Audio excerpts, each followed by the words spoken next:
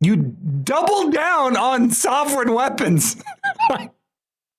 I don't care how to make it. Sovereign weapons is why people are leaving your game.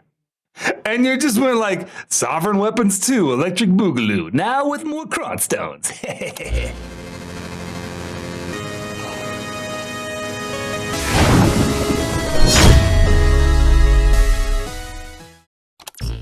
We have the Devtalk. All right. This was translated by Endlave. Now, I will say this. Again, I don't really know. Oh, let me take my sword down here. Nope, not float. Not float. Get back on my back. Turn it off. There you go. All right. I don't really know what to expect with this one. All right, so I have done a really good job to make sure that I haven't watched this in advance. I have made sure that I didn't read other people's conversations on it. I want to kind of get a fresh take on this, and I'm hoping that's what we have. So I'm going to move this out of the way so I can see you, chat. There we go. And we should be good from there. Yep. Take this down. All right, now I can see you, chat. I'm hoping that they actually address some of these issues, that there's some feedback that we might see that's related to what we had talked about in the feedback video that we sent to Perlibus. But knowing Perlibus, that is way too short of a turnaround time for them to have reacted to that information. Perlibus takes a typical 2 to 3 month bake time in anything that they do. It is very rare, exceedingly rare, where we see something change very quickly with Black Desert Online. As much as I wish that was not the case, that is almost certainly the case. So I want to temper expectations here and make sure that you guys don't have your hopes set too high, because I know mine aren't. But that being said, I do want to see what they have to say, because this is probably going to be affected by feedback that we gave them, I want to say 2 to 3 months ago. And we'll just see what they say. Again, this is voiced by Endlave. He did the courtesy of translating this in English for us and releasing the video. So here we go. Hello everyone, I'm Game Design Executive Leader at Black Desert Studio, Jesok Jang. Finally, the hot summer has passed. Okay. And autumn is here. This summer was especially long and hot. Right out the gates, we already don't have Jay talking. So we're already up huge. I feel like they learned the lesson from the last video where Jay was up there talking and everyone just absolutely demolished the dude because they don't want to hear from Jay. They want to hear from somebody else. So they brought up the executive producer. I think this is the executive producer, right? That's what he said. We've seen this guy on, executive leader, game design executive leader. We've seen this guy show up at Calpheon balls and Heidel balls in the past. So they've already learned a lesson. People don't want to hear from Jay right now, so let's see what he has to say. Finally, the hot summer has passed, and autumn is here. This summer was especially long and hot, which was tiring at times. Now that it's autumn, the fresh breeze blew in a change of mood. Thank you for the weather report. That's not what anyone cares to hear about, so we're already 16 seconds in, and we wasted the time. I wish all adventurers are having a wonderful day as each day passes. In today's commentary, we have the long-awaited Dosa Awakening prepared for you. Okay, that's great. I'm glad to hear that there's Dosa Awakening. The class should have Awakening. Oh, this is actually a 30-minute long video. Jesus, I wasn't expecting it to be that long. So, okay, there's hope. There's hope that maybe we're not going to have a bunch of filler commentary. I'm not mad now that he wasted my first, 25 seconds on talking about the weather and hoping I had a good day. Now we're not talking about a 2 to 3 minute long video. This, I think, was the video that Jay was hinting at in his last video, where he dropped like a 2 minute long blurb of basically saying, guys, please just wait, which to me was completely unhinged. I don't know. It was, you don't drop a video asking everyone that has been waiting to wait. You just tell them what you're going to do about their game and then be like, I'll follow it up with a more in-depth video next week or 2 weeks from now. Something like that. You don't ask a player base that is dwindling and dying to, hey man, hey guys, look, just wait. No big deal. Just wait. I mean, I don't understand the thought process behind that, because it is, in my opinion, that is some BM. Like, that is straight up BM. We've all been waiting. We were all waiting for that commentary. We were all waiting for them to give us something, to give us some hope, some semblance that they were listening. And he dropped a video just to say, just wait. It would have been better, honestly, if they didn't even drop that video. But that has some, man, that was a crazy move. But now we're finally at the second video here. I think this is what he was hinting at in that video. So let's go on. Brief reveal in the global lab. Many have been anticipating his arrival. We've worked hard on development and finally are able to present him to our adventurers. I do kind of wonder what the development cycle is for a DOSA, right? I don't imagine it could take that long because they're talking about animations, realistic animations, and combat effects and balance. Those are three things that are really being worked on. So I assume that might be probably about like two different teams. So I don't really know, I guess, how long it takes to typically develop something like that. But it feels like it's been a while. I mean, DOSA dropped what? Early June. We are now in October, right? No, it dropped late June, I think, or maybe even July. But we're still like now in October. That's a while for the Awakening to arrive. If you really think about it objectively, I think about a month, maybe a month and a half would be fair to wait for. Between a Succession build and an Awakening build, but it's been a long time. We had like, to put it into perspective, we were in AOS when DOSA launched. We were doing AOS, so that is a long time. Prepared the DOSA's background and combat clips. We hope you look forward to it. And it'd be a shame to only reveal DOSA's Awakening, so we've prepared other news as well. You're damn right it would be a shame, because if all you did in this commentary was release the DOSA Awakening, you'd have a new wave of players quitting. That's the best way to put it.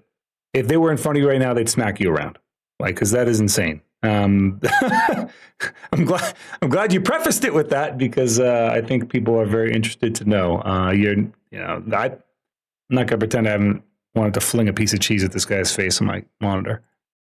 Many have been curious about the background story of sovereign weapons, and along with that, we'll cover various topics. And no one cares about the background story. We want to know how you're going to make sovereign weapons attainable for players that aren't willing to spend $20,000. I don't care about the background story of sovereign weapons. You can just do what World of Warcraft did and say a dragon did it. I don't care. I want to know how I can get those weapons without spending my life savings.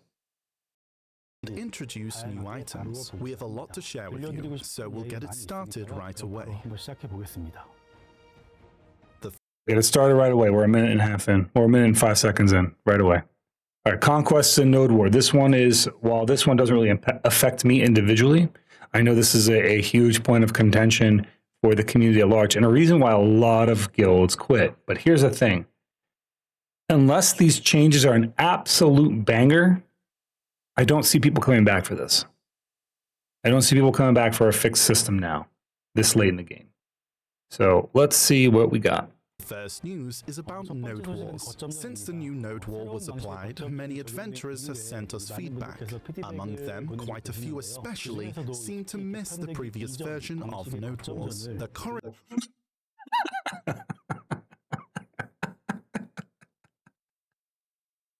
You don't freaking say. Node Wars allow anyone to participate easily with simple rules. All right, let me put it this way. The old Node War system, for me, sucked. I liked the new Node War system. However, I do not feel like guilds that were doing Siege content, doing Tier 3 content, and doing Tier 2 content should participate in Tier 1 Node Wars. And because of the ease of access and the duration, it was always going to become a club, a seal club. Like, it's always going to be like this thing where a bunch of these veteran guilds are going to get down to the lower tiers and just beat the ever-loving dog out of us. That's the reality, right? That is what we got. We had Cho Nation and Digital and all these guilds that are siege guilds dropping on Tier 1 and then roaming around and destroying everyone on nodes. They would just go from one stick to the next and wipe groups of players out. And then at the end, they would make sure they get their little castle, and then that's that. That really ruined the system. And I don't fault the players for making use of a system that was provided to them through the game. Is it is it bad manners? Sure, it's bad manners. Is it inappropriate? I think, yeah, it's definitely inappropriate for a guild of that strength. However, I'm not going to fault them for using the game the way it was intended. If the game did not want you to do that, they would make it so you couldn't do that. What should have happened was, if you are a siege holder, if you are a siege castle holder, or you've held it within a month or something like that, you can't drop on Node Warrior tier 1. You know, if you've won a tier 3 and you need a tier 2 or a tier 3 to qualify for siege, that you can't drop on a tier 1, right? That's how they should have separated it. They should have separated so that if you qualify for siege war content, that you cannot do a tier 1 node war, because tier 1 node war is for beginner guilds that are getting into node wars, or guilds that don't take node wars very seriously and just want to have fun with their friends, right? That is probably the most appropriate way to go about it. And then the capped content being on tier 1 and maybe making the tier 3 uncapped content, keeping it that way, that probably would have made sense. And even if everyone isn't the strongest, any individual can have a chance to conquer a node. Plus, wars tend to move quicker and discourages snipe guilds. On the other hand, as it's depending heavily on who last hits, the gameplay of node wars has shifted from feeling strategy and skill-based to be more luck-based. And that's fair. I didn't, like I said, I didn't hate the tier 1 system. I just hated the way it was implemented. I feel like if it was a more base level challenge, it makes sense to have some progression, right? If you're doing a tier 1 node war and then your guild, you feel like your guild's getting strong enough, you're getting enough people, and then you want to start graduating over to tier 2 node wars, maybe have the same player caps, but start moving into the system that was similar to the old node wars, where it was more strategic, things had a lot more health, made it feel different. That way people had access to both systems and it was progressive. I mean, there'd need to be tweaks along the way, but that's the thought process. Therefore, the fun factor available in the previous version of Node Wars for certain adventurers, where they could make a play for the win, seems to be missed. To address this, internally we've tested adding strategic elements to the current version of Node Wars. I do wonder how they test these things, because they say they test it internally. A node war typically takes, at least if you want to hit both teams having capped, like 70 players, right? 35 plus 35, 70. Do they have 70 players just testing this internally? I mean, they might have testers. I don't know. It's just something I think about, how they actually go about doing this process. I mean, it's not like they couldn't afford it, but are they actually doing it? I have my doubts. However, this brought back the issue of being complicated and difficult again. Therefore, there are guilds that just want to stomp in tier 1, tier 2 and do no siege at all, so they just sit in tier 1 and tier 2. That's true. But that's what I'm saying, is if you're doing tier 2, you shouldn't have access to tier 1. Maybe if you win so many tier 1s in a row that you are forced into the next bracket. I don't know. I don't know what the right answer is, and it's not my job to develop the right answer. It's Prolibus's job to develop the right answer. I'm just saying that anything would have been better than the system they had in place. Like, it was the classic PA move. They gave us something good, but they smashed it on it. And then we got the bird instead of, like, you know, I equate it to like this. Black Desert Online is like a beautifully seasoned steak. It's medium well, right? It's marinated. It just looks, it's a giant piece of 12-ounce meat. It's beautiful. It's beautifully seasoned steak. And they garnished it with literal cat shit. They just took turds right out of the litter box and they garnished it with turds. That's what Black Desert Online feels about a lot of things. They give you the good thing, and then they just put the bad things all around it, and I don't know why. And a really good example of what that was like was when they gave us Arena of Solare. They gave us the circle map, right? Last season, the circle map was a decent map. People were like, hey, reduce the effectiveness of these buffs. They didn't do that. Instead, what they did was they added an explosion in the middle that, instead of just damaging you, destroyed your shield and damaged you. Which, who the f*** is asking for that? Who? Because I know that became very biased against any class that uses shield as a primary defense. If you are an iframe user and there was an explosion that deleted your iframes, you would understand. If you were primarily a super armor defender and then you used an ability that would protect you using super armors and an explosion in the middle of the map deleted it, I would understand. If the different colors of explosions, like the different balls, had different effects, I'd understand. But why did you F shield users in the specifically? Why were you just a jingle blaster to every shield player in the game? I don't get that one. So that is the Pearl Abyss special. They give you something kind of nice, a beautifully designed map, and they put explosions on it, and they give you a sewer that you can get caught underground in it, and they give you buffs that make it ridiculous and unfun. Right? There's a reason that their most popular maps were things like Olin's Valley, and because it didn't have any buffs. What was the other one? There was another one that didn't have any buffs, but those are the most popular maps because there was no buffs on the map. So anyway.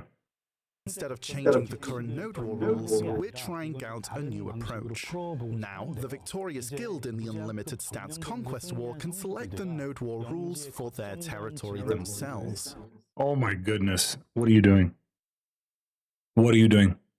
The players that were abusing the system before, you're now giving them the power to abuse the system more. Cool. They're so smart. I miss that Pearl Abyss. That used to be like, if you owned a territory and another guild owns a territory, your guilds are automatically at war. I miss that Pearl Abyss. Does anyone remember that time frame? If you owned a Caltheon castle and somebody else owned a Valencia castle, your guilds were automatically put at war? They measure things in levels of fun. Once something passes the threshold of really fun, they delete it from the game. Example, Shadow Arena. Open world PvP. Oh my god, dude. How is he reacting? Shut up. Shut up, Gaz. Grizzrek, don't misinform her. All right. Jesus Christ. I miss that old Pearl Abyss. That Pearl Abyss had the dog in them. That was the Pearl Abyss that wanted their players to engage in fun content that was random and unscripted. For example, if Medea is currently a Conquest War territory with no stat limits, the guild that conquers Medea can directly select the next week's Node War rules. So stupid. They can choose the rule of building forts like before, where shifting between offense and defense for a more strategic approach towards victory is required, or... Let me tell you why this is stupid. You have, 35 players to 40 players, whatever, and that's your guild. And then another guild has like 40 players, another guild has like 40 players. So let's say this impacts the rules for 150, 180 players. Just throwing a number out there. Let's say 200 for ease of numbers, right? Now you've created an unpredictable rule set for 200 players based off who won the castle. Maybe a certain guild has a rule set that's favored, that they use most frequently, that is favored by the community. So then they hand in that castle most frequently. So that doesn't make any sense to me. Why you would create a system that can now introduce an element of unpredictability in terms of how it's set up to players who are scheduling their time to participate in your activity. They can opt for the rule where a neutral fort is present that can be taken and defended or stolen. I did say weak, but once the rules are confirmed by the Lord's Guild, these rules will be applied in the Node Wars from Sunday to Friday, then reset on Saturday. However, for Node Wars in Balanos and Serendia, since many participants there are still adapting or learning the ropes, they will not be affected by this change and only have the revamped rules available. Okay, but here's the thing about what you're saying, Ansram. You said it's going to be probably the old Node War systems going forward because the Siege community hates the new one. The Siege community also does this thing where they pass castle back and forth between participating guilds. That might be over because of this. Because what if one guild has an unpopular rule set and they go against the grain? They're rightfully the lord of the castle, and now they will be punished or maybe even pushed off of all nodes because they're selecting an unpopular rule set or might select an unpopular rule set. Right, exactly. So this doesn't really resolve the problem of it being an unscripted scenario. This returns to scripted Node War content, which is kind of boring, if I'm being honest. We do not think of this as the perfect solution. However, the experience and teamwork advantage. Okay, that's good. He did say that they don't consider this a perfect solution, so it does mean that there's something they're going to monitor going forward. I'm very curious to see how that plays out, because I feel like it will make it so that some guilds are incredibly unpopular. Adventures have built over the years in Node Wars are truly valuable. So I think this might be a step in the right direction for Node War guilds, Node War and Siege War guilds, but I don't think it's enough to bring people back into the game. I think the guilds that have gone, that have died, that have left are gone. We might see some come back, but I just don't see this being a huge resurgence. It's just too little too late at this point. This should have been done 2 months ago. Rather than forcing it, we decided this approach was better. Development for this change has already been underway. As this doesn't... So here's the thing. They say development for this change has already been underway. If they had, when they started that development, if that development started a month ago, if that started 2 months ago, they should have said that then. Because that might have had some people who are like thinking this is a hopeless situation and all is lost, may have seen a light at the end of the tunnel. But the problem that we had as a community is there was no light at the end of the tunnel. We were just marching towards endless darkness. And for me as a World PvP player, it continues to be that way because the way that gearing is, it just continues to be that way. So I am curious to see what effect this will have, but I just don't have a ton of hope for it at the moment. In fact mean there will be 2 node wars happening simultaneously. To minimize issues, optimization is required. However, that work takes quite a lot of time. It might take about 2 more months from now. As it is a massive overhaul of node wars, we hope our adventurers will show us their understanding. Tier 2 and Tier 3 will be the normal node war, and it's great. Crap to all PvE losers who don't want to have to talk about node war because they don't do node wars. Yeah, I mean, that's fine, but there's more PvE users than there are PvP users in this game. Just the facts. It hurts the devs spend so much time on small things that seem like they could be done very quickly. How did it take this long just for the option to choose between an old system and a new system? I wonder that myself, Alista. They talked about internal testing and all this other stuff. Like, I don't know what they actually needed to do that. So I'm kind of curious myself about that. And like, there are streamers that are saying they listened. All we are seeing is a video. We know how PA is with those.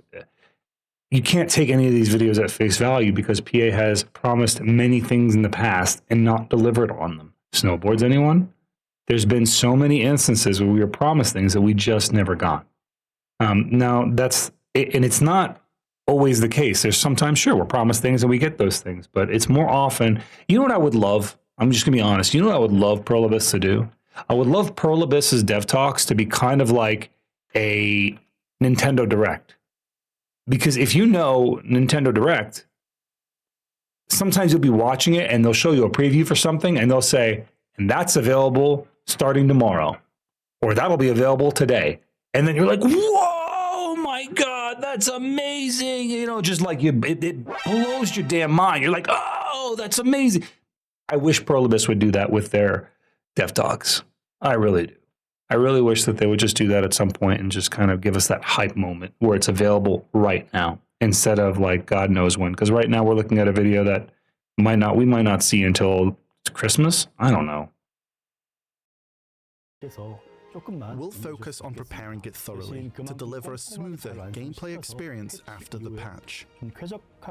This doesn't mean that we won't be working on other parts during this time. Other major and minor patches based on your feedback will be applied as soon as we're done developing them. We plan on patching node war rotations, fault location adjustments, etc. to keep on improving node wars. These are minor fixes, though. Like, I mean, yeah, they need to be fixed. These are things that need to be done. There's been a lot of feedback given to them by both player base and streamers on the node war placements, but these are very small fixes at this point. The game needs major overhauls, major changes in order to repair the game. Next, let's talk about equipment items. Before we get started... Oh, yes. Please, let's talk about equipment items. Please tell me that you are going to fix Debarekas. Please tell me that you're going to fix sovereign weapons, and show me how, and tell me you're going to flood your game with cronstones. Please tell me those things. To talk about what many are curious to hear, the development and intent behind the sovereign weapons. While developing the sovereign... The intent was cronstones, because that's how you develop them to be. The intent was 1,000% cronstones. Weapon, we had one major focus in mind. Was that major focus in mind cronstones and money? The Slumbering Origin defense gear and Debareka accessories. Okay, so not that. Naturally, as Black Desert's best grade items, they were key deciding factors in setting the difficulty on this weapon's crafting. Hold on. Why are accessories the key factor in how you craft weapons and armor? These are different things. Accessories are attained completely differently than armor is in this game. Accessories are enhanced under a completely different system than armor and weapons in this game. You go to a world boss, the world boss drops an item, you insert Kaphras into the item, you acquire a flame, you combine the flame with the armor becomes the Slumbering God, then you enhance it in a system where the durability breaks and it de-enhances unless you cron protect it.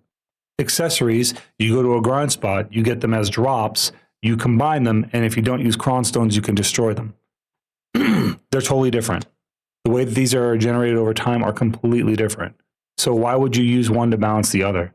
Unless they're very, very interlinked in how they're developed. It's not like you have to get a flame to create a Debareka. It's not like you're wearing Debarekas for years. I've been wearing literally the same armor that I have on right now for 8 years. It's just been upgraded along the way. My Debarekas, I could just buy off the marketplace. I mean, sure, I could buy my armor off the marketplace too, but it's a different concept.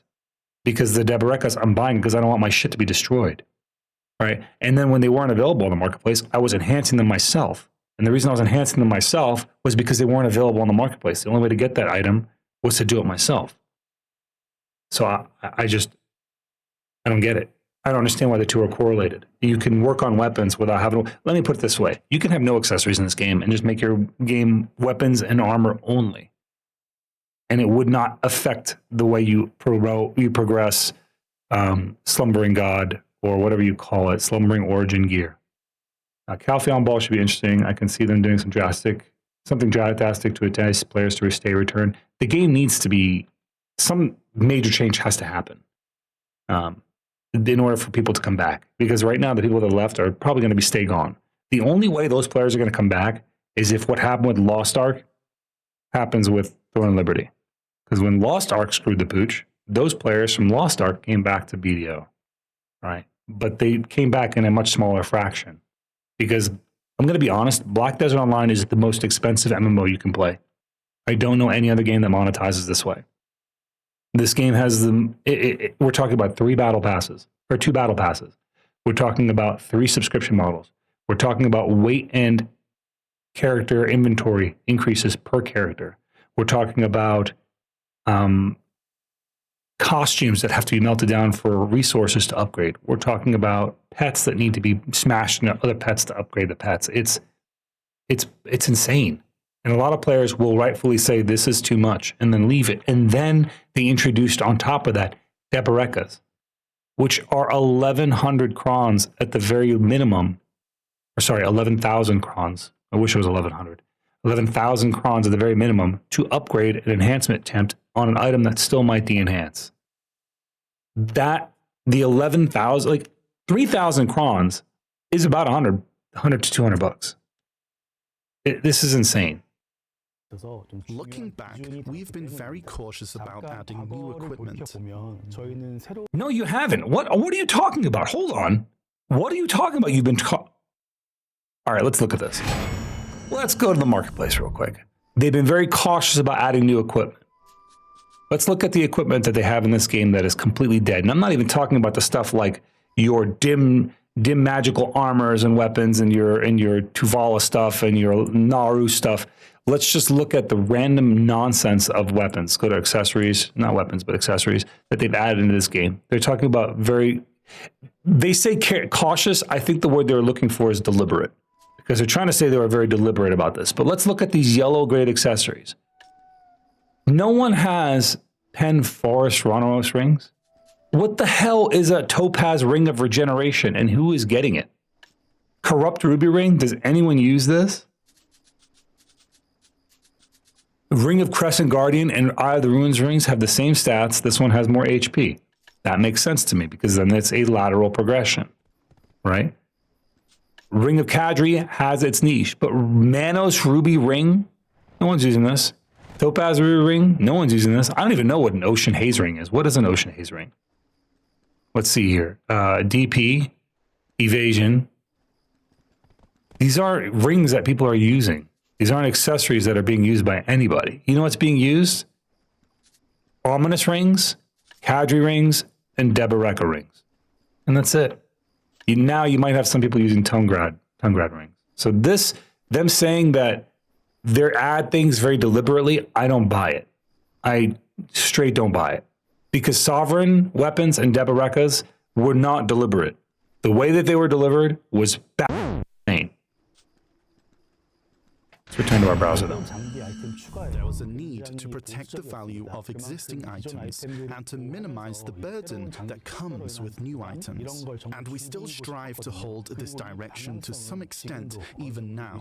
However, over time, the value and perception of these items changed. The two items mentioned, especially the Deboreka accessories, felt quite different from other accessories. Yeah, because they were prohibitively expensive to enhance. And until you brought in Jay's hammers and you made them way more available to the players, they weren't being touched by most players. And then you added more. Before people were hitting the cap of 3-piece Deboreka, you added a 5-piece set bonus. That was nuts. Many adventurers currently probably associate Deboreka accessories with the feelings of annoyance. Yeah, no shit. Okay, maybe. All right, guys. Maybe they hurt us a little bit. They know that we're annoyed. They know that we're annoyed by it because it was annoying. All right, let's see. They're at least all right. There's some hope because they're at least aware that we are bothered and irritated by the current system. Difficulty and frustration. In the past, items like the Ogre Ring, Ring of Crescent Guardian, and Tungred set were hard to enhance up to pen, but they were not as difficult as the Deboreka accessories. True. It's not because let me be very clear. Enhancing your gear in Black Desert Online isn't difficult. It's expensive. Two different ideas. Because something that's difficult content is hard to do. Something that is just expensive is easy to do, but hard to stomach, right?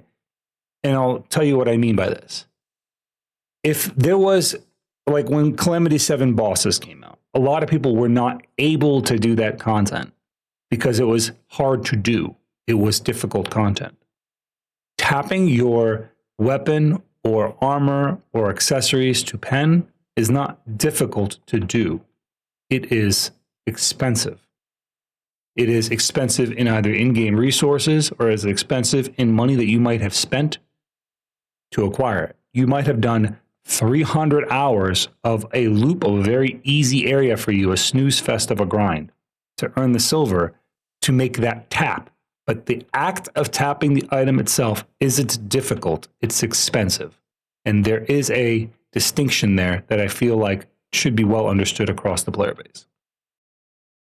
It requires a lot of time and silver. Yes, it does. That's not why it's difficult. It's more like it's just hard to stomach. And the enhancement difficulty is high, even with the Difficulty or rarity? The enhancement rarity is high. Now, I know I'm nitpicking a little bit, and these are probably Enlave's words, not their words, but I assume he's translating one-to-one. I will say that there are probably, it is difficult. It's not difficult, it's just rare. There's a difference. You know, getting something to just appear isn't difficult, it's rare. You know, when you look at you don't talk about treasure items being difficult drops. You talk about them being rare drops, and you talk about them being rare drops for that reason. It's not difficult for normal players, but I saw people who are that stupid. For them, everything is difficult. I mean, I guess, yeah. If you put it that way, sure. You know, some people find breathing difficult, I guess. Developers of the game felt the same way. However, until now, we prioritize direction. Did they say they felt the same way? Hold on. Go back just a little bit. And the enhancement difficulty is high. Even we, the developers of the game, felt the same way. If you felt the same way, why didn't you do anything about it? You're the developers. No one has more power to influence and change the game than you do. That's insane. Were you being held at gunpoint by some executive at Pluribus who wants a new Bugatti? I don't understand. However, until now, we prioritize direction over emotions, believing that the hard-earned items of our adventurers needed to uphold their high value. Okay, sounds good on paper. I can understand how you've been misled, but it's not like you didn't get feedback over every medium. All you had to do is pay attention a little bit. All you had to do was open up a stream, talk to any of your players. You could talk to your Korean players. You could talk to your US players. Open up your own forums. You could have opened up any YouTube video that's discussing the state of your game. There's a lot of avenues that were available to you where you could have looked at some data that was objective that we don't have as players, objective metrics to support your argument. This, I feel like, is kind of an excuse on your part, because if it wasn't just a straight up excuse, you could have done better. The information was available to you. It was available more to you than anyone else. This is why we maintained the high difficulty. Yet, if this not difficulty, cost. You maintain the high cost, and that came at the cost of your players who straight up left your game. Continued as is, the joy of progression and novelty could eventually whittle out. So we've attempted to address it in different ways over the years. You are all very familiar with the... What they're saying here is they basically made it easier for people to get those things, which is true. But then again, if you were an early adopter of Deberekas, you just felt burned, man. You felt like you got really burned really quickly, because typically it took years for gear to devalue. And you guys accelerated the rate at which gear gets devalued alarmingly fast. And players that might have spent their first life savings on their first set of three-piece Debereka, you then introduced Debereka rings, and then shortly after that, before people were really hitting that 5-ring cap at a reasonable rate, you introduced sovereign weapons. And you introduced enhancements to deck. People don't like enhancing. You're the number one thing that drives players away over the years. I'm not talking about, the current thing, the things that are happening now. Over the years of Black Desert Online, the number one system that drives players away is your enhancement system. And you double down on it. That's bananas. I paid 110 billion silver for each of my main hand, awaken, and sub-weapon 10 black stars before they crashed. A lot, and I paid 120, 140 billion silver in some cases for accuracy gear that then they completely destroyed. I end up selling that gear for 20 billion silver. So I understand how you feel, Cutie Pie. Added artifacts and lightstones that can be used to enhance your setups. Artifacts and lightstones were a win, but the way they were done was not a win. You need to do away with items that separate you from PvP and PvE gear that offer monster AP. I like artifacts and lightstones, and I'm not saying that we should, devalue monster gear. I'm saying that PvP gear, the gear that you PvP in, should be the same gear that you PvE in. The sets, the skills that you use for PvP should be the same as the ones you use for PvE. Because in this game, I know it's difficult to balance, but in this game, people don't want to do both content at the same time. People don't want to PvE while they PvP. And therefore, it creates very inorganic situations where people can either have to choose between being able to defend themselves in combat or being able to engage with players or engage themselves with the mobs, right? It's one of the two. And if let's say I'm grinding a spot and I get attacked. With this change, as much as I actually really like the light stones and artifacts, but with this change, I now have to go to Battle Arena, change my spec, change my gear around. Then I can come back and be like, is the guy still there? It's like the ice cream truck. You know, like sometimes the ice cream man comes around and then, you know, he gives out the ice cream and he leaves, right? And then the player that you're looking to fight because he showed up and he messed with your grind spot is gone. And now you've wasted your time going to change your stuff around and you can't change it back on the fly. Instead of unifying that gear and making it all one thing, we have two separate versions of that same stuff, and it makes it really unfun for people. And no one, the act of changing my gear around, changing my build, changing my spec, changing my boss is not fun. But you've created a version of this game where min-maxing is required in order to grind in many spots. So people will min-max because silver per hour is a thing. So I hear you answering, saying, you know, you should tag your warrior to a warrior. Sure, that's an option. But even the act of tagging requires me to leave the spot and then come back. And it could be, with the way load screens are in this game, I could be out for a minute if I don't crash. And even that's not very fun. I'm thinking about how I've played other games like World of Warcraft. I've played Guild Wars 2. I've played, you know, now Throne and Liberty, and I don't have to swap my gear around to fight players. I can just fight them in the gear that I have. And it used to be like that in Black Desert Online, where for a minimal loss, you can continue to fight players in your PvP gear or fight mobs in your PvE gear. But as time has gone on, that gap between PvE and PvP gear has become more exaggerated. So I just don't think it's a good system. I think that could have been addressed to simplify people's gear more efficiently. That way, instead of carrying around two shields, I have one shield that actually means something to me. In the same vein, we introduced rare crystals and utilized the upgrade system with the addition of cups. All these changes were W changes. These were good changes for the game because they did not impact players in a way that cost them inordinate amounts of real dollars. These were upgrades that were attainable, they were rare, they require you to do pinnacle content to get the pinnacle gear at the time.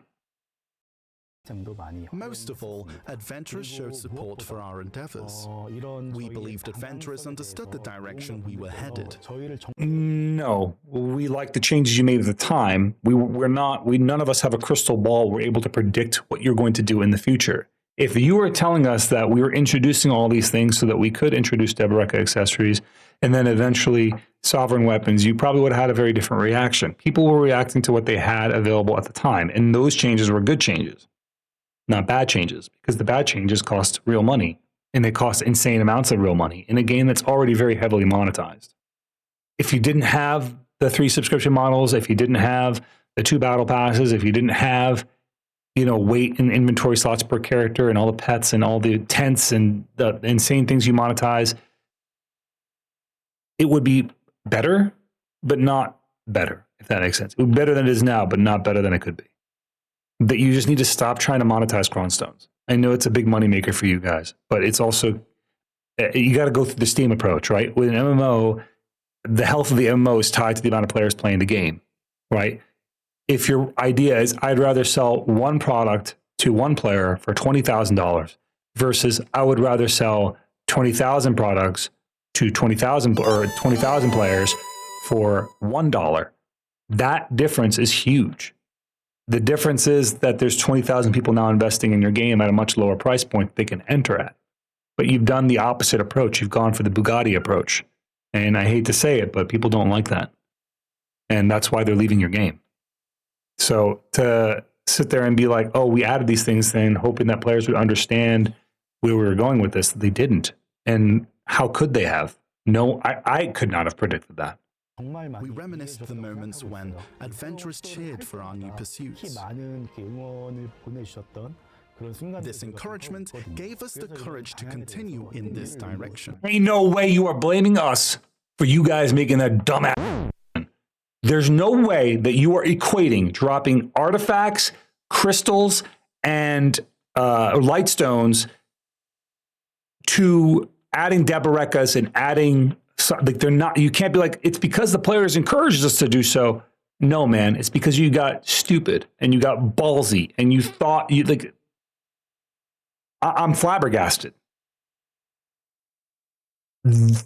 Maybe I'm the only one reading it this way, but I just read it like they just blamed us for them doing what they did. They're like, "Oh, we thought you guys liked this, so the implementation was 1,000% different. One costs real money, the other only costs you time to play in game.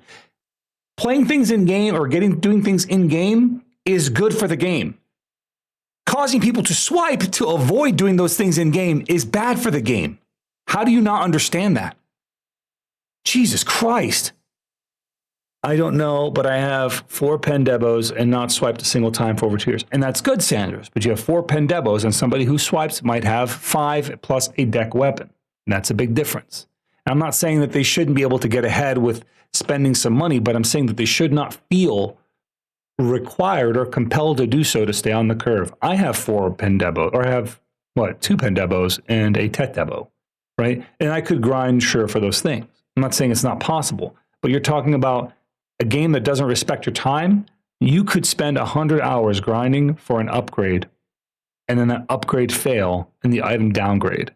That is a very bad feeling for players.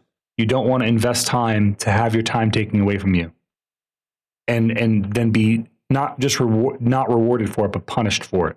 That's why most games don't have RNG enhancement systems. They have guaranteed systems based off the time that you spend to get those things. If you spend 100 hours grinding, you should feel 100 hours ahead of your progress.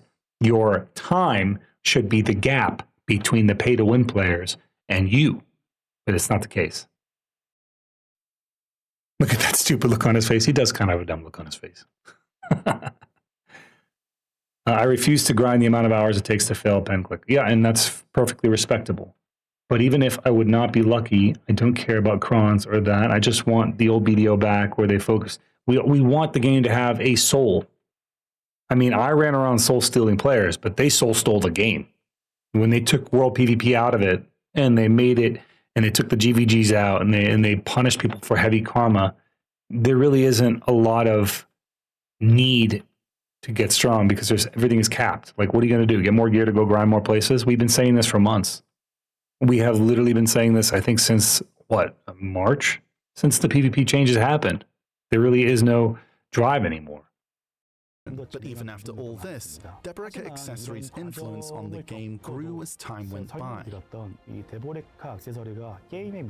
yeah, it's pinnacle gear. Of course it's going to have a massive influence. That's just common sense. When Devtalk accessories felt distant, it was all right. But as more adventures became stronger, it became a present reality for many. What he's saying here is basically that when it was unattainable, it was okay because people were attaining it at a slow rate. But as they made it more attainable, more players having that made the gap feel greater. Well, no fucking shit, Sherlock. No fucking shit. You made it more available to players, so more players have it, so the people that don't now feel that gap much more prominently. It's common sense.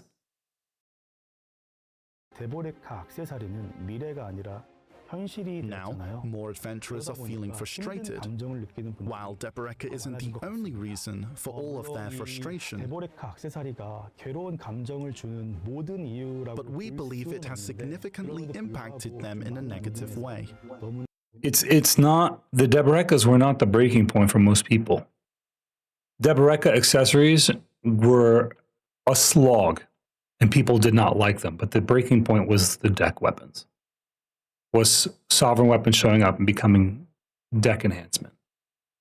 So, just to be very clear, I did not like the Devtalk accessories, but there was an end in sight. And I know you guys want to give people things to continuously strive towards, but you need to change the system in which you do it. So, we concluded that change was necessary. That's why the sovereign weapon needed to be something special, and above all, its first impression was important. Okay, but when you announced sovereign weapons, you announced a system that would not be skippable, that players with sizable pockets would not be able to get ahead on.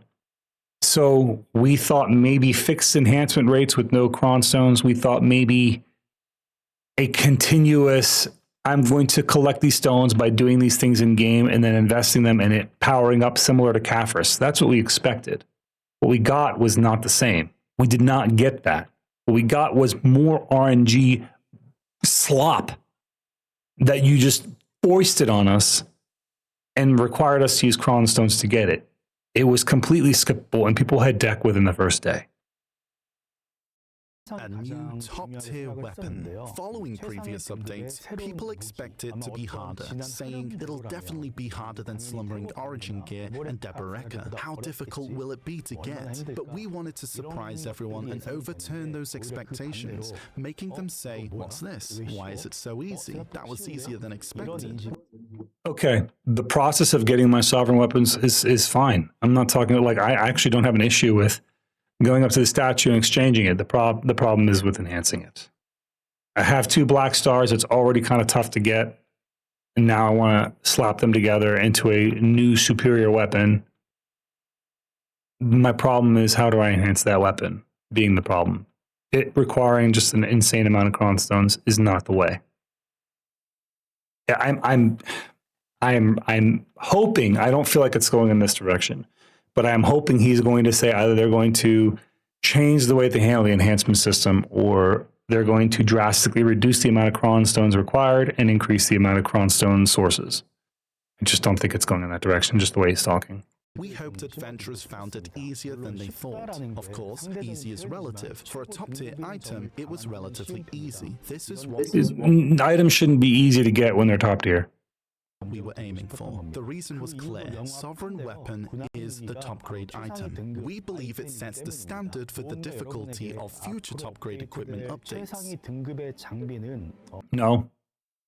Please don't tell me you're talking about more things going to deck. Oh, God. Please. Please tell me that that's not your plan. Because that would be a travesty. We believed this weapon could set that standard. For these reasons, the Sovereign Weapon enhancement is split into 10 levels instead of 5, smoothing out the initial growth curve. While the number of required Cron Stones can still be a burden, we've minimized it based on the current Monster Zone's net profit. No, man. That's the problem. The Cron Stones are a burden, and you know it's a burden, and instead of fixing that burden by just straight up rewarding us Cron Stones, you are just saying, here's more silver.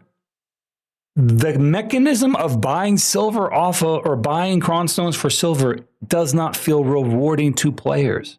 Conceptually, it is a bad feeling. It is not, I'm getting this nice drop, or I'm getting this lottery item, or I'm getting this enhancement. It's up, I took all my bundles of silver and I walked over to a vendor and I dropped them in the vendor's lap and he gave me Cron Stones. It's not a good system, man. It was challenging to pin down and advocate these Cron Stone numbers, but we all agreed that future direction is more important.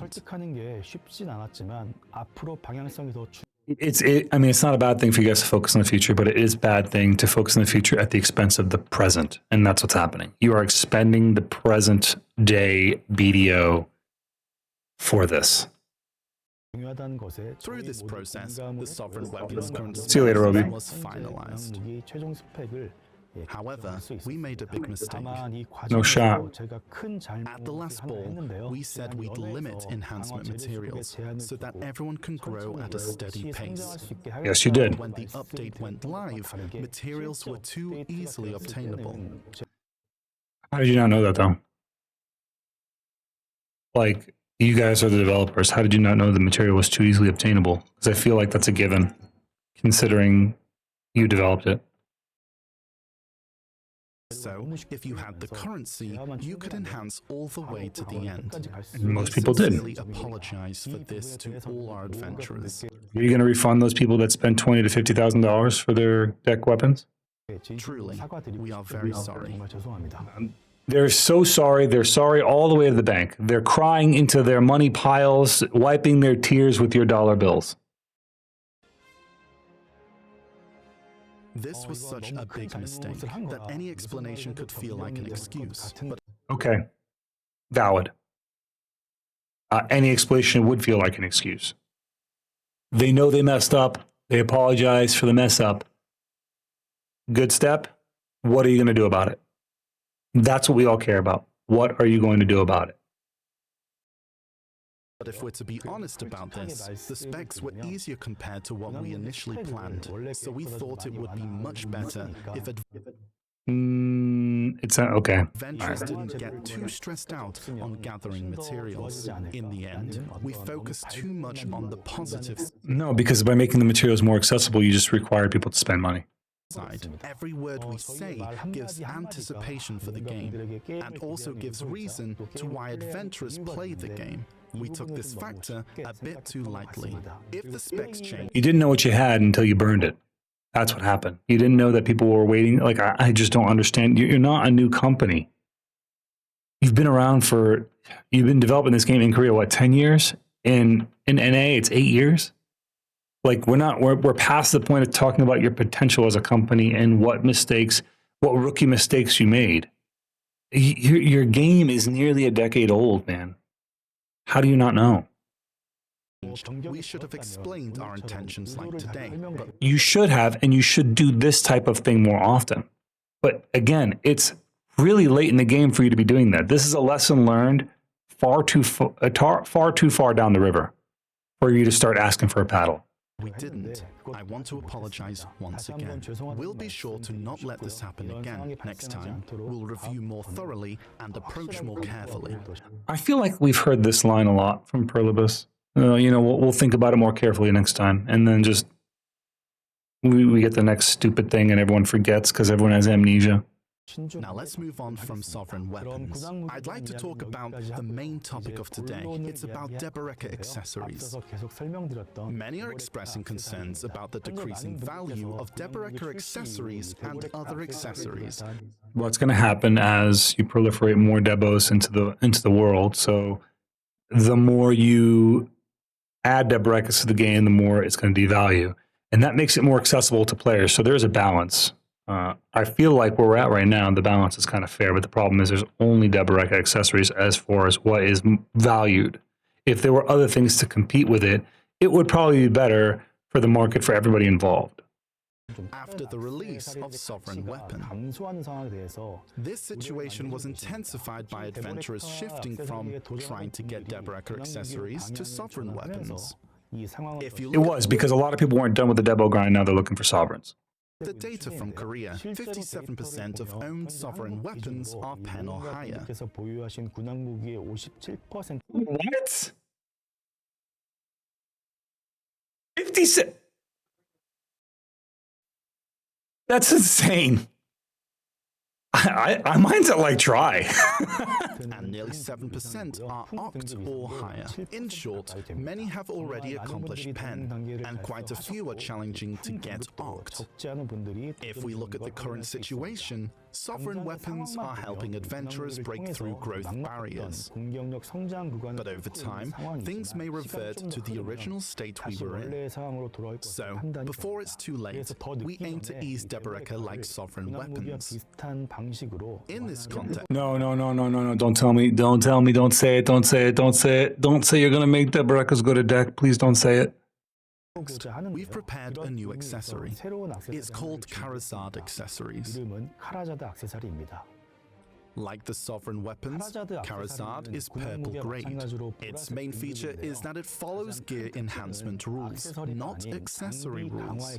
When Cronstone enhancement fails, its level doesn't drop. Okay. That's a good change. I don't know what the Karazad accessories are yet, but that should be the basis of change across all your accessories, not Karazad accessories. All accessories protected with Cronstones should not fail and de-enhance. That should not be a thing, period.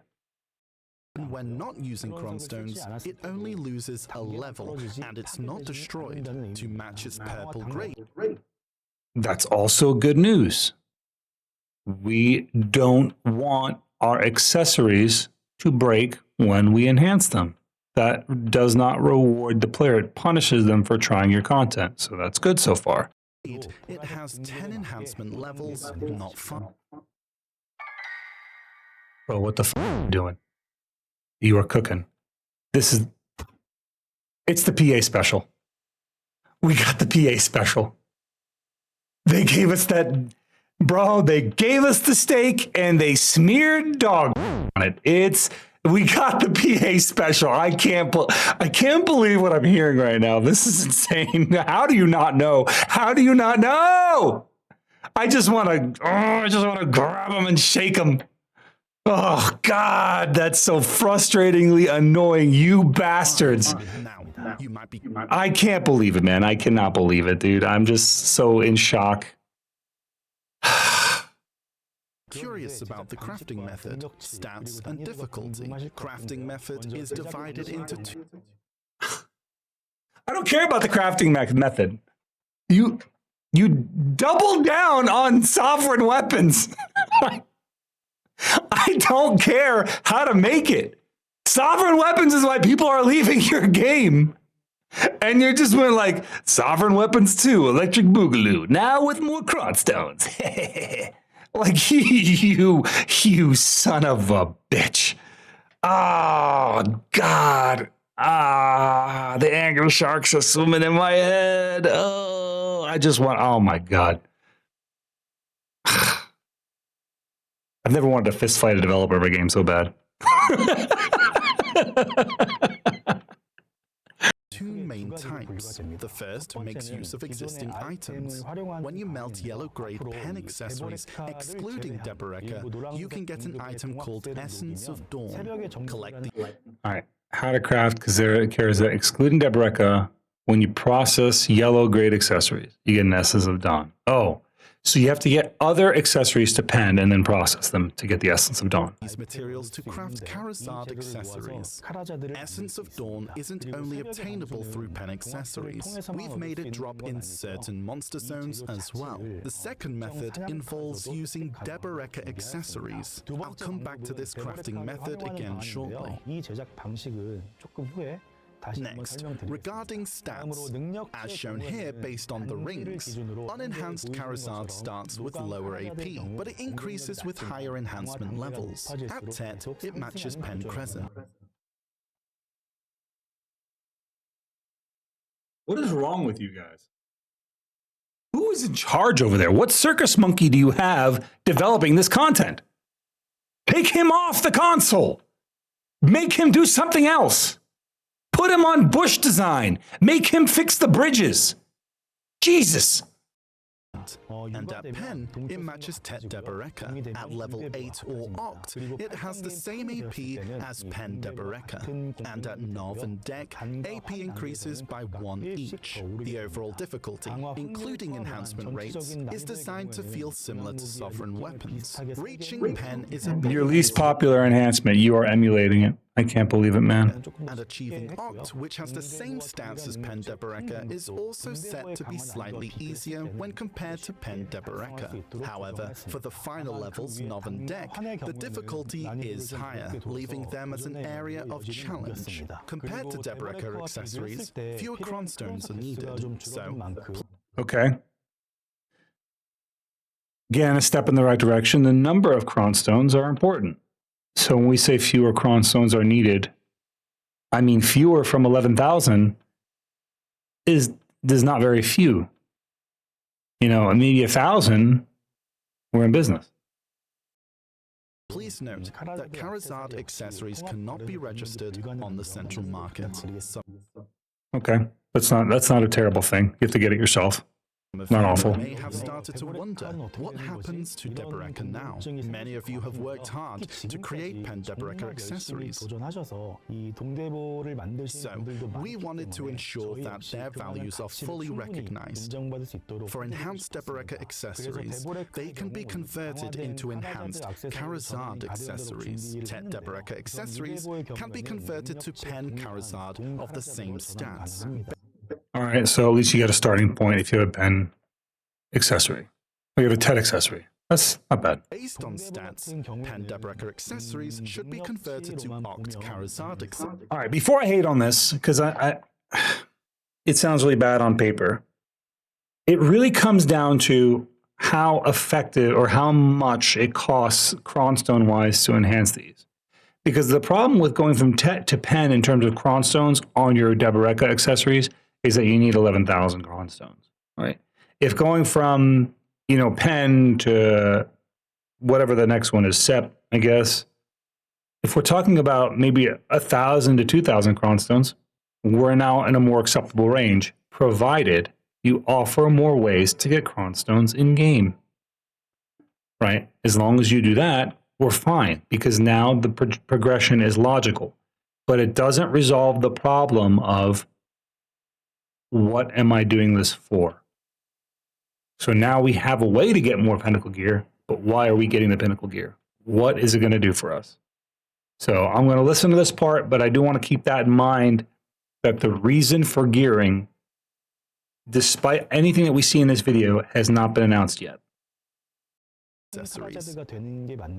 But it falls a little short in terms of value. So we've decided for them to be converted to Nov Charizard instead.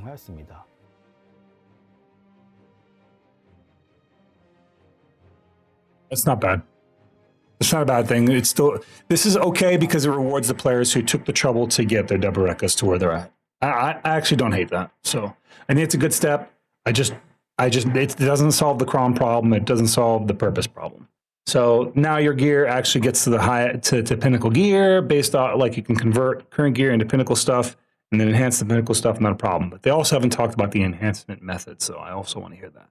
How are you enhancing them? Do you need to use those Dawn from melting down pens of other accessories? And then if that's the case, are you going to increase the availability or / rates of those accessories? So in short, adventurers with Pen Deboreka accessories will gain +1 AP for each piece after the patch. Those who are now starting can aim to grow their Charizard accessories, which are easier to enhance than Deboreka accessories. Or you can continue to try. When they say easier to enhance, I also need to wonder about the enhancement rate.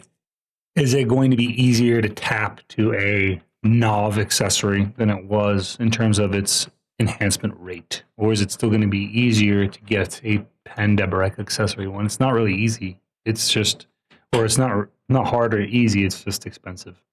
It's just a thought. Try for Pen Deboreka, or aim to convert them to get enhanced Charizard accessories via the mentioned method. Next, let's talk about... Also, on its face, not a bad thing that they're offering more than one way to get it. It's not terrible.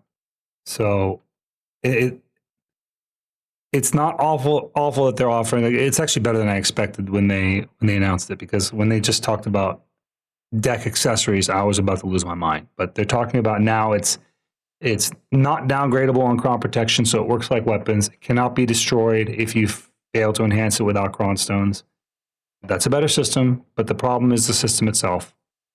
So at least there is a band-aid in place, but it's not. I really feel like this can't be the end. They've got to create a system similar to Caphras, where instead of, I don't care if it's cron stones, man. If I put enough cron stones in, let me get my upgrade. They have the Agris Hammer, I guess, which kind of works like that, but it's still prohibitively expensive for cron stones. And unless cron stones become more available in the game, people don't really want to do that.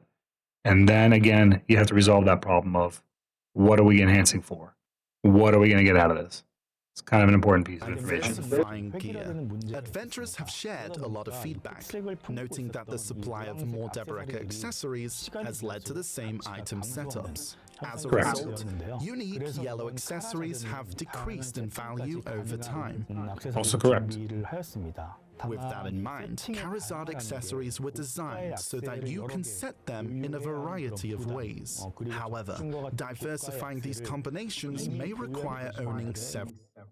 Okay. Set them in a way that diversify. So are they going to have bonuses similar to the sovereign weapons? I think that's what he's saying. I think they're talking about exactly that. High-value accessories, which can be burdensome. This is fine. What they're talking about is fine if they did not require multiple builds in the game. If you didn't have evasion versus DR in the game, and if you didn't have PvE versus PvP in the game. But because these things exist, it's very hard to diversify those things unless it's on a single click. And even then, we're still recreating the same problem that we have now, that it's too cumbersome to switch between forms of content. And therefore, those forms of content cannot merge in an organic and meaningful way. Also, for those who already have high-value accessories with accuracy, it could lead to the fear in having to start farming all over again. We aim to minimize the Yes, it does. So okay, good. So they're addressing it, and they said they're going to minimize these issues. So what does that mean? issues and inconveniences due to this change. We approach these potential problems from a fresh perspective.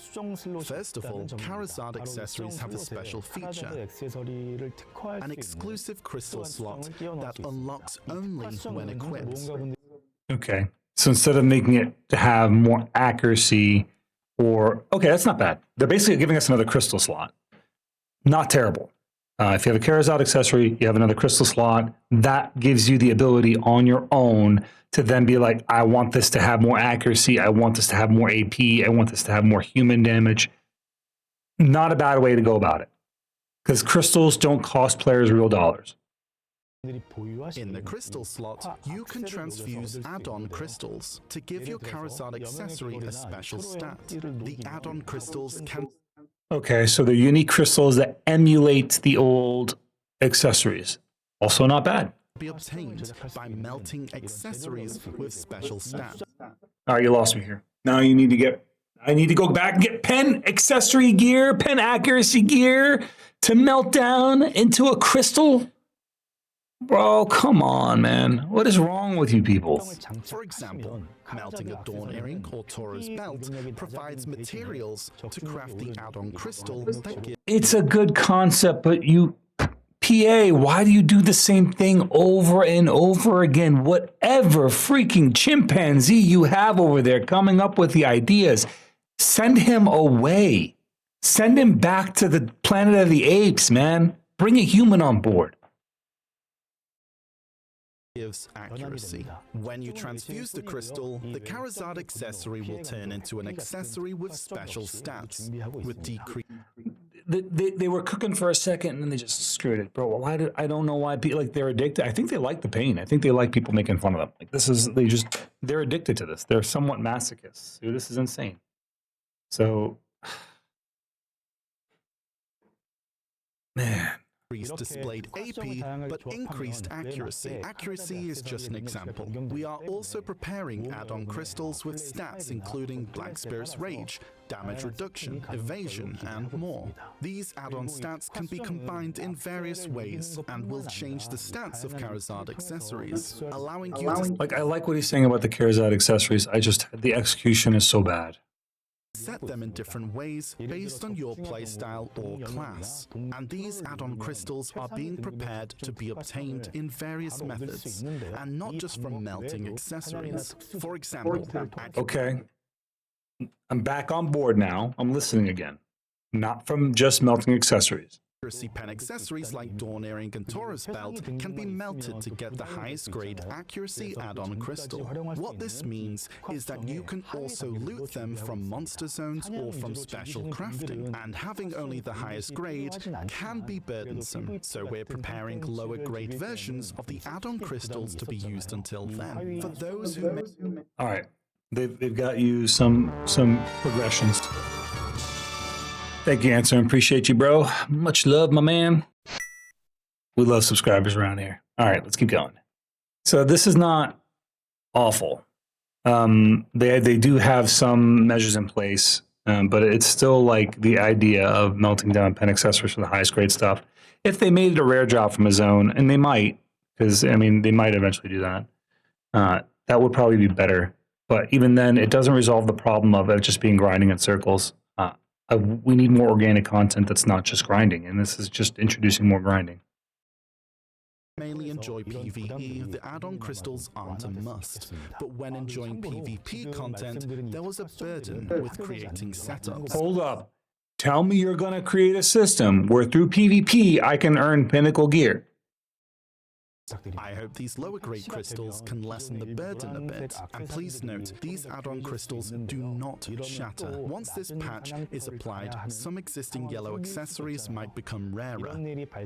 This might mean having to go to low difficulty monster zones again to prevent them. It's not a bad thing. Putting more people out into the overworld is not a bad thing, as long as we can PvP. This will ensure these enhanced yellow accessories can be obtained in high difficulty monster zones.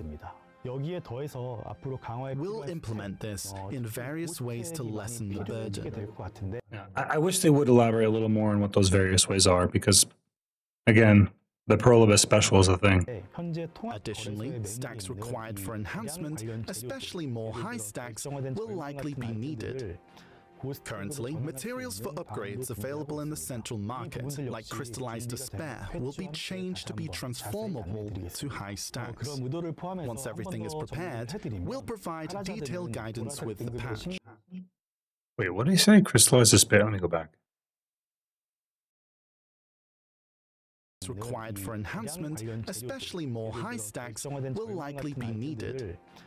Currently, materials for upgrades available in the central market, like crystallized despair, will be changed to be transformable to high stacks. Once everything is prepared, That's good, because crystallized despairs currently have no value. So that might reinvigorate those, those Elvia grind spots that we all missed in Calpheon. It's not a bad thing.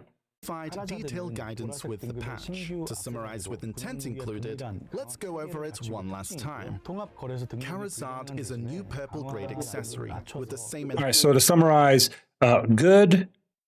Did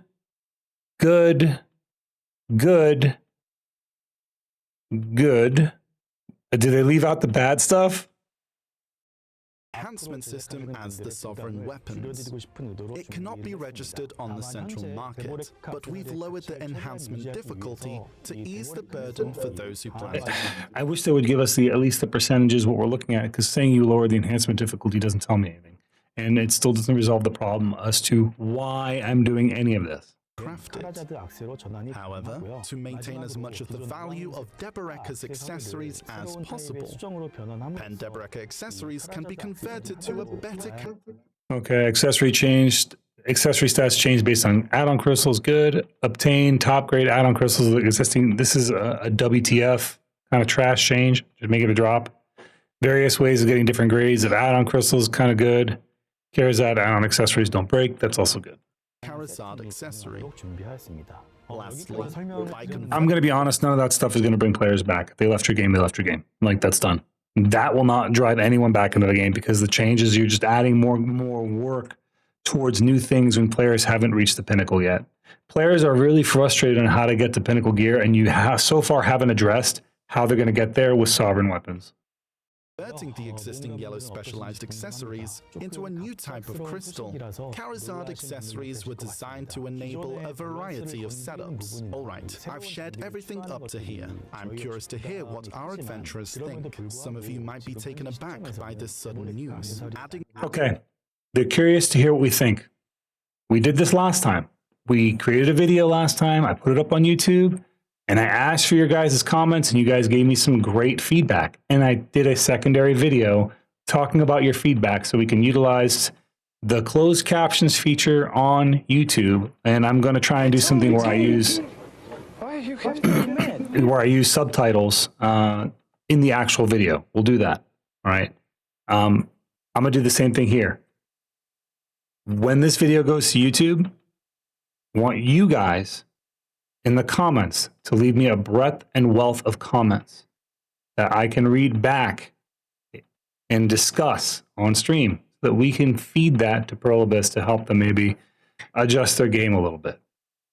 I don't know if that's, I don't know. We still haven't seen what effect that is, but it's going to take, if it's going to have an effect, it will be months, not days, not weeks, but at least a couple more months. So just temper your expectations. That being said, I honestly don't feel like this solves the problem at all. It's not driving players back, because it doesn't correct the main issue of there is no reason to do these things yet. New equipment or tweaking the existing balance is a big burden for us, but even so, at this point, we believe the difficulty of Deboreka accessories needs some easing. We're aiming to release the new accessories and special crystals introduced today in the last week of October. We'll make sure... Oh, that's really soon. They're releasing it 2 weeks from now. Interesting. Everything's ready for the update. That's all the news for now. But there's one last thing I'd like to mention. Remember, I mentioned earlier that the materials for crafting the Charizard accessory could be found in certain monster zones. Well, we're preparing new monster zones in the Land of the Morning Light. Thank God, because that landmass is completely useless right now. You know what I'd love to see? I'd love to see them do something like TNL does, where at night, the area becomes a lawless PvP zone. God, that would be so much fun. Oh, that would be so... I would actually play Black Desert Online again. That would be so much fun if nighttime grinding wasn't just the danger of mobs getting stronger, but players are now hostile towards you. Jesus, would that be a blast? Please, PA. The Morning Light was developed as a region of bonus side stories to offer an experience unique from the main continent of Black Desert. There's already I offered them that suggestion of turning Land of the Morning Light and adding grind zone areas there. I offered that to them like a year ago, and that fell on deaf ears. I have been trying to do things differently by involving you guys, the community, in that process. And I know a lot of creators have this frustration. There are a ton of creators that get on and say, well, we offered them this feedback in the partner channel. That's cool, but the partner channel is just one channel and it only has one voice, yours, or maybe a handful of voices speaking together. Whereas if you go into YouTube or you start talking to your community at large and involve them in the conversation, it shows that there is a backing to what you're saying that isn't just you. So I am just trying something different. I know a lot of people are like, oh, this is not going to, there's no point, whatever. Look, that's fine. If there's no point, there's no point. But I'm trying something different. X, buddy. Thanks, man. Appreciate you, bro. All that love. Smooches for you, my man. But yeah, we're just trying something. And I feel like if it works, if there's even a 1% chance that it works, it's worth a shot. Plenty of PvE on the main continent, so we questioned whether we needed to offer the same experience in the Morning Light. This thought was a major reason behind creating the Black Shrine with a boss battle focus. After the release of the Morning Light, many of you have enjoyed the Black Shrine, but there was still some disappointment over the absence of a new monster zone. Monster zones need more than just item drops. They need memorable monsters and settings. Yeah, I can think of so many zones that I don't like to grind in just because the setting is not fun for me. Like I don't like to grind in underground areas. So like the lava cave for the map piece, I never really grinded there and I probably won't ever. Or, you know, even the, what's it called? The desert areas, the temples down there, the underground dungeons. You know, I don't like to grind there. The jail, I don't like to grind there. Any underground monster zone, I don't really like. I like open foresty areas. I actually enjoyed grinding Ranaros. I enjoyed grinding Blood Wolves because they were open areas. They were fun to grind in. I don't hate any of the Ulukita grind zones. I think they're okay. But, you know, the aesthetic is very much the same between the three zones. So it doesn't really change very much. The Land of the Morning Light has many beautiful places, so we think that's why there are more opinions like this. We agree with this point. I think so too. Land of the Morning Light does have a beautiful backdrop, and there is some absolutely stunning like areas that could have been like, damn, like this would be fun to visit in a greater respect than just being a tourist. Because right now you go through Land of the Morning Lights, you're just a tourist. Land of the Morning Light, sorry, you're just a tourist. You go there and you experience the quest or whatever, and then you're done. It's cool if they have all these nice land masses, but you're done. There's nothing else to do. And adding grind zones gives a reason for people to come back. As well. So we've decided to add more content for you to explore in the Morning Light. With the release of the Charizard accessories, Dokkaebi Forest and Honglim Base will be introduced first, followed by Golden Pig Cave and Gowon Plateau as new monster zones. These new monster zones in the Morning Light are the first since Ulukita, and we're eager to spice things up beyond the usual PvE content. Take the Golden Pig Cave for instance. At the entrance stands a giant pig statue. As you battle the monsters within this area, the statue gradually fills with gold. Once it reaches its limit, it explodes, showering rewards for you to collect. That's a cool concept. That's a good concept for monster zones. Not bad. I don't hate that. I like when they introduce unique mechanics and unique ideas. It has been typically pretty good to keep the content varied, but it doesn't resolve the main issue of, again, why am I doing it? Open a piggy bank, we're developing similar field mechanics that add fun without disrupting the combat experience. That pig, people will fight for it, and that is good. I want people to fight for it, but I don't want to be suffering through karma loss for it. Thanks, Bobo. I love Cronstones. Thanks, Bobo. Appreciate you. You're so stupid, dude. Yeah, this is a cron. It doesn't resolve any of those issues, and I think people like cronstones have always been a problem in Black Desert Online. I feel like it's like now 1,000 times more magnified, and I think it's about time we as a community really hone in on cronstones being an issue. Snoods! Look at that, the wonderful Snoods showing up herself to drop that tier 1 sub. Thank you so much, Snoods. If you guys don't know, Snoods is a YouTube content creator. I actually love her content. She's super fun to watch. But yeah, we're just going over the dev talk right now, and this will be up on YouTube in a little bit. I'm gonna probably just cut into a highlight and upload it after this. We're also exploring the addition of other exciting features. Yet, I understand that new monster zones might not be entirely welcome right now, especially since last year we focused... Listen, I'm going to be honest. New monster zones would be very welcome if they introduce that idea. If you make Land of the Morning Light a PvP zone at night, people will go there. People will go there because they'll go there for the gear, and then they'll just go there for the brawl. It would be fun. It would be interesting. Focused on tidying up existing content. We believe there's a greater desire for new content. We understand the disappointment adventurers feel, and to address these shortcomings, the disappointment I feel, like I felt the disappointment when you guys promised that Ulukita would be a lawless zone, and it wasn't, because that's exactly what we needed in the game, and instead Throne of Liberty did it, and we didn't. So. On the upcoming updates. Until now, growth goals have been sidelined in favor of expanding content. Along with the item updates introduced today, we're gearing up for content that'll inspire new goals. We haven't been able to talk... Okay. Content that'll inspire new goals. I'm listening. About this today, but we are working on content like Hardcore Server that adventurers are waiting for. We appreciate your patience. They're talking about hardcore servers, but they're showing us something here. I don't really know what they're showing us. Maybe this is the 1v1 arena they've been teasing, who knows. But hardcore servers, while they would be fun without a purpose to grind on them, there really isn't any reason to do it. I don't know. I'm on the fence about hardcore servers at this point. Coffee when I'm talking. The reason I am on the fence is because when they first announced it, it sounded like a really cool concept that would be really fun for streamers. Whether you win or lose, it's just like, dude, that's W content. You kill a player and you knock him out of the server. That's so much. That sounds like a blast.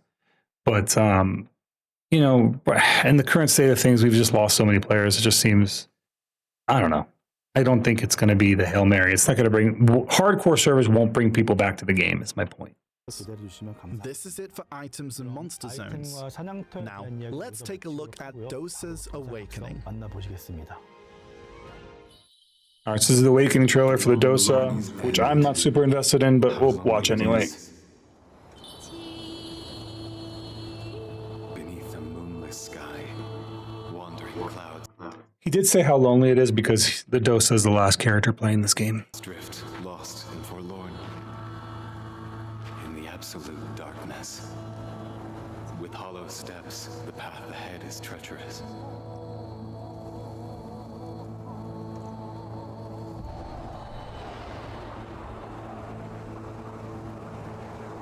He turned her into a cloud. Wait, is he like King Midas for clouds now? He just, everything he touches becomes a cloud? Oh, that's so sad. Yet onward I shall go, breathing only through my resolve. Thus I will uphold the legacy of Sangdo, a vow etched in deep regret.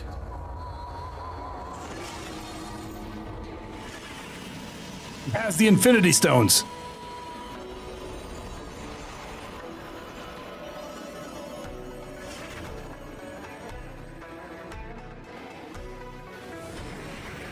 I shall carry it to the very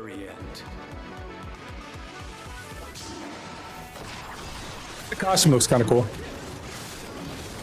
I assume that's their awakening costume. Oh, look, it's like an enhanced tamer pet.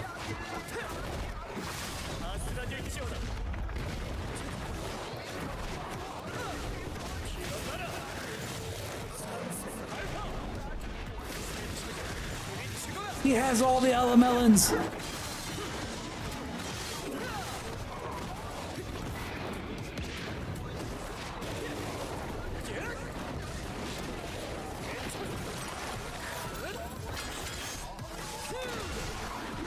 This kind of looks like a bit of a melee caster. Oh, that's neat. He like jumped onto a platform above him, and he kind of glided. So, hey, did we hold up? Do we finally have a male glider? Do we finally in BDO have a class that's male that can glide? Because we haven't had a male glider ever. I'm not going to say what I want to say. I wanted to say something much more vulgar than I'm going to say. But previously, to be a glider, you had to possess certain plumbing. And now it feels like, you know, we got a male glider. It's not bad.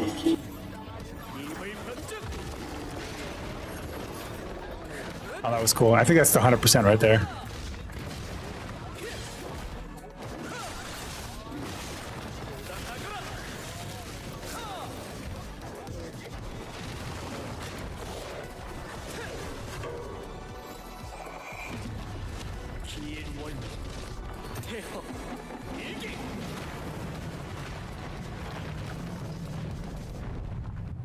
Greetings, adventurers. That was all right. I mean, it was pretty okay.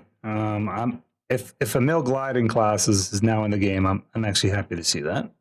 If it is that way, because let me go back to that part. It looked like he teleported on top of it. So look, he does something. He looks like he put a symbol on him. No, this is before. It was before this part. This is the 100% for sure. There we go. Look. All right. He teleports above the enemy on top of what looks like this crystal that he put up, and then he glides off. That's dope. That is dope. Highlights how the element. Now, here's an example of his skills. Oh, we went forward too far. Unseen before into battle. For his awakening, we narrowed in on the 5 elements. The elemelons. Adventurers had anticipated, we highlighted a more sharp. The Infinity Stones. The class. The 5 elements consist of fire, water, wood, metal, and earth. It's a cool concept. Western adventurers, it's somewhat I like that. similar, yet not entirely, to the classical 4 elements. This results in vibrant and spectacular action and It visually looks very pleasing, but Black Desert Online excels in visually pleasing things. to incorporate the unique East Asian concept of the generative effect. Whereas the 4 elements focus on the weakness of the elements, the generative effect highlights how the elements augment each other. For example, using a fire elemental skill followed by a wood skill additionally amplifies the fire energy. Oh, that's cool. Wood as Yeah, fuel, that's a neat concept. resulting in greater fire damage. Similarly, using a water skill followed by a wood skill enhances the wood energy. Are they calling it wood? Why wouldn't you call it earth? That calling it wood just seems so weird. I don't know. It's just dirty. By using water as nourishment, resulting in greater damage. Upon hearing this, the awakening doser might seem complex, but we're working on making the generative effect easy and fun to use in combat. Now, here's an example of his skills and the generative effect. As mentioned, using wood as fuel amplifies fire energy. The skill you're seeing is Fire Spread. There's every chance that this could just be Enlave mistranslating earth to wood. But wood seems so weird. After use, a fire mark remains on the field. Think of it as lingering fire energy. Using a wood skill here enhances the lingering fire energy with the wood energy, causing another explosion of immense power. 하나 더 예시를 들어드리면요. 지금 보시는 기술은 Here's another example. 나무 구분 기술인데요. This skill is 기술을 wood 사용하고 bend 나서 that was 표지에 나무 used 표식이 earlier. 남아있는 게 After use, 보이시죠? a wood 여기에 mark is 구분 left 기술을 on the 사용하면 field. Did he say wood bend? Hold on. Another explosion of immense power. 하나 더 예시를 들어드리면요. 지금 보시는 기술은 Here's another example. 나무 구분 This skill is Oh, come on, man. They're gonna bend your wood, boys. Look out. What is you doing, man? Call it Earth. Good call, for the love of God, call it Earth. Using a water skill here augments the lingering wood energy with water energy, greatly amplifying its power. Look closely at the mark. You'll see small indicators floating below the main mark. These indicate the generative element to enhance the skill. By paying attention to these, you'll have a blast using the generative effect to your game. The Yeah, that does sound like fun. It sounds a little complicated, but I like that. Melee and ranged attacks. Compared to existing classes, it's similar to Succession Meigu or Awakening Dark Knight. You can control from a distance, then quickly close in to exploit openings. If successful, continue the combo. If not, retreat to control from a distance once more. What makes Dosa's Awakening unique to other hybrid classes is his superior gap-closing performance. Even if he fails to exploit an opening, he can stay in melee, engage in a super armor bout, then perform an evasive skill to retreat to control from a distance once more. The Awakening Dosa can also be played like a melee class, and also offers some support to his allies. Like a melee support, he uses the generative effect to boost damage when enemies are close to his allies. Unlike other support skills from existing classes, he doesn't retreat to heal or provide buffs. Instead, he assists only while directly engaging the enemy in combat. Now, the date you've been waiting for. The Awakening Dosa drops on October 8th worldwide together with Korea. Oh man, that's actually nice. We were talking about this earlier. I was hoping they would do this like Nintendo Direct. That's 4 days from now. That's great. Well done. You learned something. Good job, PA. You'll meet the Awakening Dosa, who toys with foes using powerful elemental arts. Oh, and the Awakening Dosa captures the playful essence of the Korean Do wielder. We hope Dosa's antics atop the enemy's head brings some amusement. That's it for today. Thank you. Some developer was giggling to himself. He's like, hey, I'm going to make them stand on their head. All right. That's it for this. I'm going to export this out to YouTube. If you're watching this on YouTube, thank you for watching it all the way through. Make sure you do that thing where you hit the like button, subscribe to the channel, and comment what you guys would like to see in the future. I know what I want to see. I want to see them add those PvP zones. I want more open world PvP content, and not just on Arsha. Make organic world PvP a thing. That is the only thing, in my opinion, that's going to really turn this game around and bring it back to the state that it was in. Without that, it's going to be a little rough. So I appreciate all y'all's thoughts and what have you. So thank you guys.